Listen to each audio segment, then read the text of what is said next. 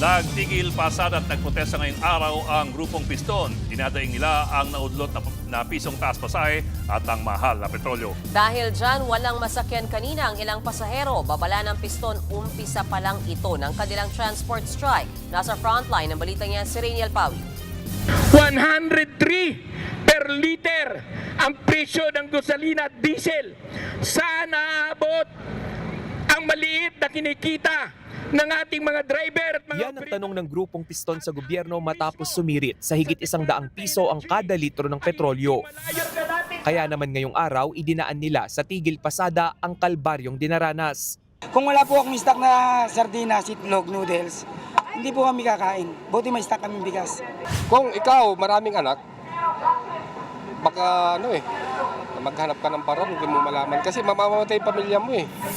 Isa pa sa ikinatatakot ng mga tsuper kung magkatotoo ang price projection ng DOE na aabot sa 120 pesos ang kada litro ng diesel. Sa higit 15 oras na pamamasada, kinakailangan daw kasi nilang maglaan ng 3,600 pesos para lang sa langis. Pag umuwi kami ng hapon, halos wala na kami kikitain, 150, 200. Swerte mo pag naka 300 ka. Ang ilang jeepney drivers tuloy naman sa pagbiyahe.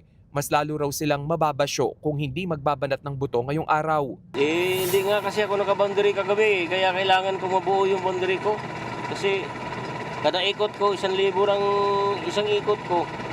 1,000 din yung ko, 1,000 din yung gas ko. Kaya hindi ako umuwi sa garahe. Masingilan ako ng boundary, hinahabol ko eh. Aminado ang Piston na dismayado sila sa desisyon ni Pangulong Bongbong Marcos na kansilahin ang dagdag pisong pasahe. Isipin nyo piso, kinansila. Pero yung mga oil company na halos 20, 23, 24 pesos per liter ang itinataas. Bakit hindi niya makansila itong patuloy na pagtaas ng presyo ng petrolyo? Pagbabanta ng grupo, hindi raw matitigil ang serya ng transport strike. Ang samahan ng mga jeepney operator may paalala sa gobyerno tungkol sa pamamahagi ng 5,000 pisong ayuda. Hindi kami para magpasalamat.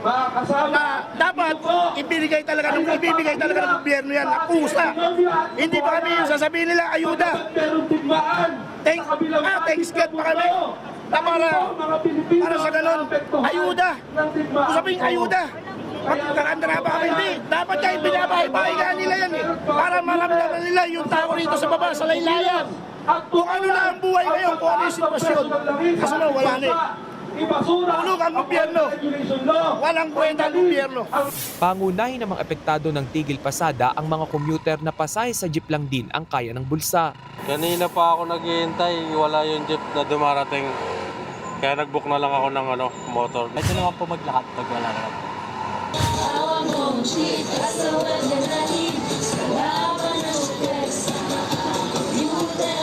Idinaan naman sa sayaw ng mga tsuper at miyembro ng grupong bayan ang kanilang protesta sa Caloocan.